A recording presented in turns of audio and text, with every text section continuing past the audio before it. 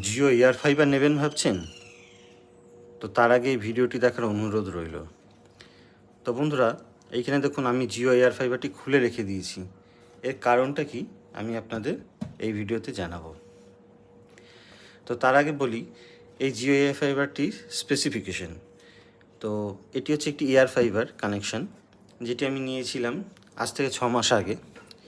তো নেওয়ার পর আমার কোনো সমস্যা হয়নি, কিন্তু কয়েক মাস যাওয়ার পর যখন একটু বৃষ্টি বাদল হলো, তো দেখা যাচ্ছে এটিতে লাল লাইট ব্লিঙ্ক করতে, মানে এটি কাজ করছে না। তো আমি কাস্টমার কেয়ারে কল করলাম। কল করার পর তারা এসে কিন্তু ঠিক করে দেয়, কিন্তু তারপরেও কিন্তু স্পিড লেটেন্সি অনেকটাই আমি পেয়েছি, মানে স্পিড সেরকম ভালো পাওয়া যায় না। তো আপনারা জানেন এটি প্ল্যান সম্পর্কে।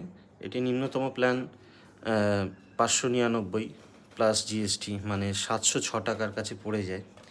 তার মধ্যে কি কি পাওয়া যায় সেটি বলে দিই। তার মধ্যে আপনারা একটি সেট টপ বক্স পাবেন এবং আনলিমিটেড, ওরা ডেটা বলে কিন্তু আনলিমিটেড থাকে না, 1000 জিবি পর্যন্ত পাবেন।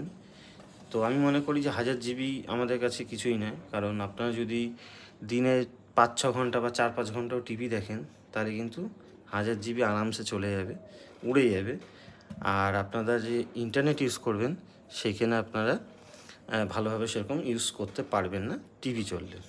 তো এবার আপনাদের রেকমেন্ড করব যে এই সকল এয়ার ফাইবারের বদলে যদি আপনাদের লোকাল কোনো কেবল অপারেটর থাকে, তাদের থেকে আপনারা যে ফাইবার কানেকশান আছে সেটি নিতে পারেন, বা আপনারা জিওরও যদি কোনো ফাইবার কানেকশান যদি অ্যাভেলেবেল থাকে সেটা নিন, কারণ ফাইবার কানেকশান আনলিমিটেড থাকে। যদি এয়ারটেল বা জিওতে 3300 মানে 3300 জিবি পর্যন্ত ডেটা, আনলিমিটেড ডেটা থাকে, তো সেটা কিন্তু এনাফ। 3300 জিবি ইউজ করা কিন্তু মুখের কথা নয়, কিন্তু 1000 জিবি অনেকটাই কম।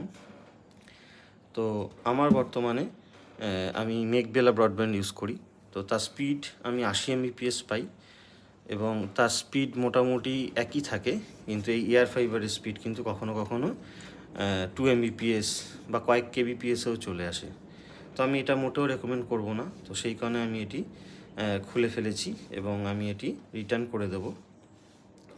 তো চলুন এবার আমি আপনাদের যে লোকাল কেবল অপারেটর বা যে লোকাল ব্রডব্যান্ড রয়েছে তার সাথে জিও এয়ার ফাইবারের কম্পেয়ারেশন ভিডিও আমি আপনাদের করে দেখাবো।